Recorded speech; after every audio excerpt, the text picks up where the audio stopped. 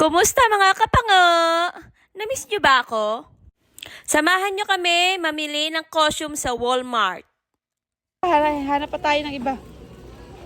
Dahil wala, ang dami costume. Pero pag wala. Hawakan mo na, Lalinaya. Ay, mabibili pala ako pencil case. Okay. Guys, ay may pencil.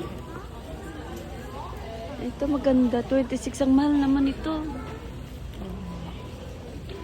Mahal naman 26 na. Anyway, saan ka pupunta na? Yan, si ate, namimili. Ang cute eh. Ay, ito ang witch, Maleficent. Siya sa akin, no? Ito sa akin, Oo nga, Gusto daw maging Ito, ang ganda, be. Ha? Gusto daw maging kanya ni Tita. Ni Tito Edmond? Apa. Oh! Gusto pala ng Tito Edmond. Dahil ang costume, ay marami. Hindi ko maabot. Costume. Ang dami. Kapag gawa, nagbo-vlog ako eh. Ang dami. Ay, Tinkerbell! Wow! Sobrang dami ng ano.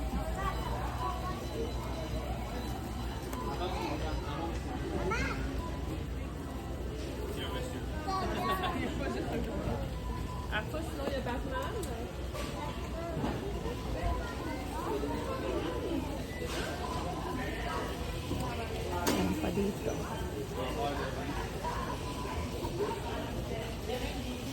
Sobrang ang daming costume, di namin alam kung anong dapat namin bilhin.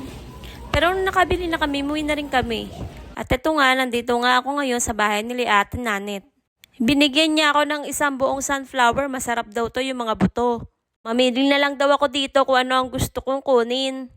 Mahilig talaga kasi sa mga halaman si Ate Nanet at saka magaling siyang mag-alaga ng mga halaman. Hindi tulad natin. Lamon lang at natawa naman ako. Lamon lang ang alam. Sobrang laki nila at sobrang bigat. Nakatungo na sila. Nung hindi pa nga papalamig, ang dami niyang ang alagang mga ano ba tawag din eh? Mga talong, echay, kamatis, at kung ano-ano pa.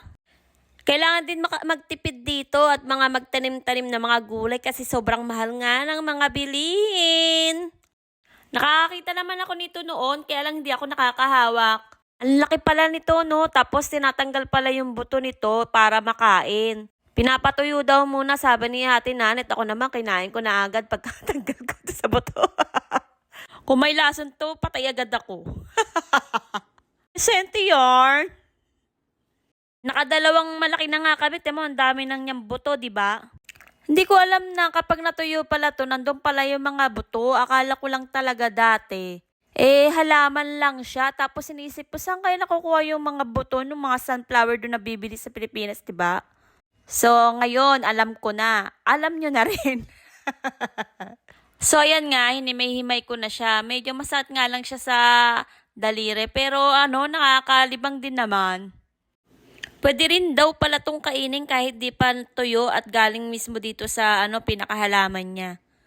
Si Aya nga hinahingi at nagustuhan niya kasi masarap nga daw. At narinig ko nga mga pango nag-iya sa park.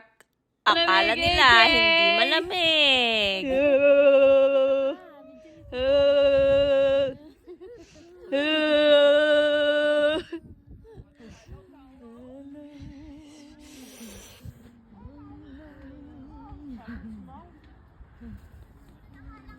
Kung anak ko. Kaya nga, ewan ko dyan sa babaitang yan. May jacket yan, dala! Hindi ko sa kanya alam. Sira ulo yung si Anaya eh. Takbo pa ng takbo. Akala niya Anaya! Akala mo di manipis ang mo? Katawan mo? Kala ng anak ko ang taba niya.